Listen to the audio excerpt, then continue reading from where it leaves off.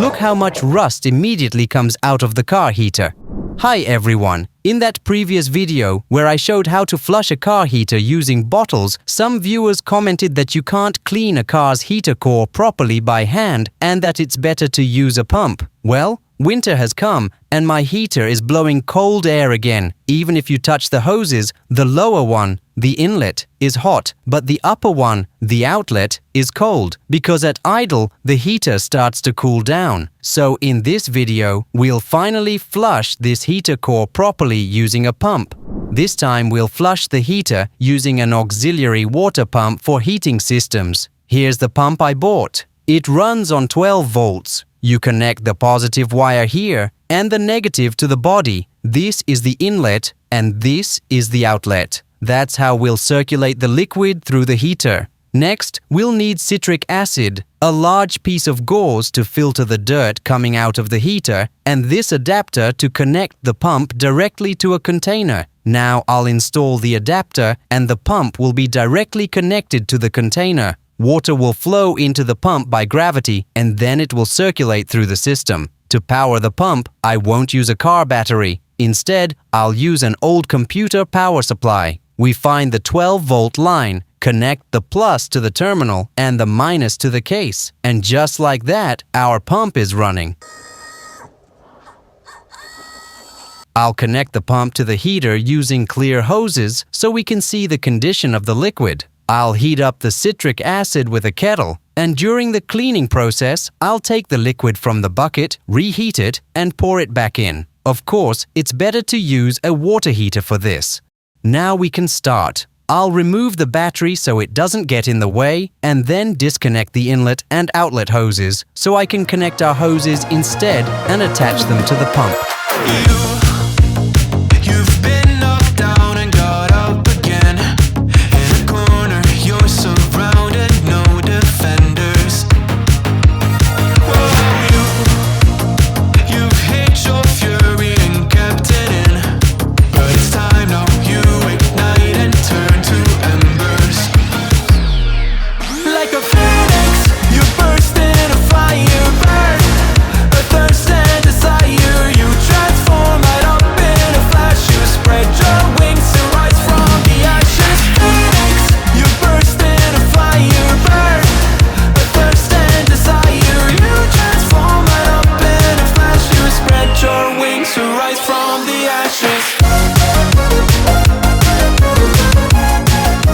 Here's what we've got so far. I installed the adapter and connected the inlet hose to the pump. The outlet from the pump is connected to the heater's return line, so the liquid will flow in the opposite direction. So, where the heater inlet usually is, that's now my outlet going back into the container. Don't forget to put the gauze on top. The return hose will pour directly onto it to catch and collect all the rust flakes coming out of the heater. Now, I've heated up the liquid, added the citric acid, dissolved it, poured it into the bucket, and started the pump. Citric acid dissolved in water, poured into the tank, filter in place. Now I just need to turn on the pump, connect the negative terminal to the pump body, and close the positive connection. I turned the pump on, and the liquid is flowing. Look how much rust immediately shot out. This is insane. Look, there are chunks of rust everywhere. While the pump is running, everything looks fine. The liquid circulates through the system. The hose is more or less secured, so I'll leave it like this for about 30 minutes to circulate. Here's the inlet, then through the hoses straight to the heater. This is what it looks like. Where the heater outlet normally is, that's now the inlet, and vice versa. The liquid exits there and returns to the bucket. Look how much dirt we've collected. Let's see the water. Well, it's clear because all the flakes and rust are caught by the filter, staying on the gauze. The water will cool down gradually, so I'll pour it into the kettle, reheat it, and pour it back into the bucket to keep it hot. The hotter the water, the better the cleaning. After about 15 minutes, I see there's no more dirt coming out. So I'll turn off the pump and clean the homemade filter. Look how much dirt we've caught. I also want to drain the dirty water and make another citric acid solution. Let's see if the water color changes. I replaced the citric acid and turned the pump back on. The water is hot again. I'll let it circulate for another 15 minutes and then check how much more rust comes out.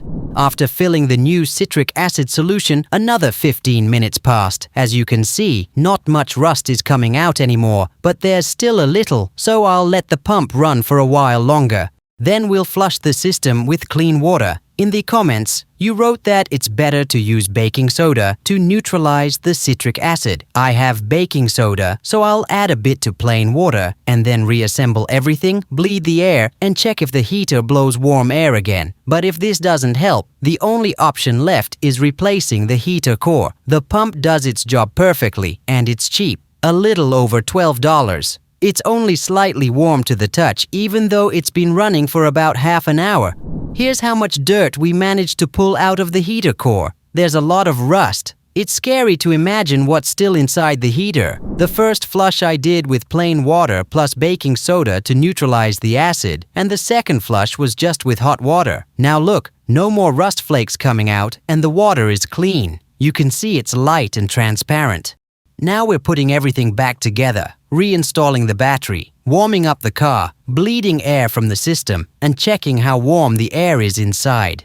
I'm bleeding the air. Just slightly loosen the top return hose. The coolant is spraying out, which means we've bled the air. Now we can safely check the temperature inside the cabin. So, the car has warmed up. The climate control is set to max temperature, and as expected, the air from the vents is super hot. The only question is how long this heater cleaning will last. I think eventually I'll still need to replace the heater core with a new one. That's it for now. See you soon.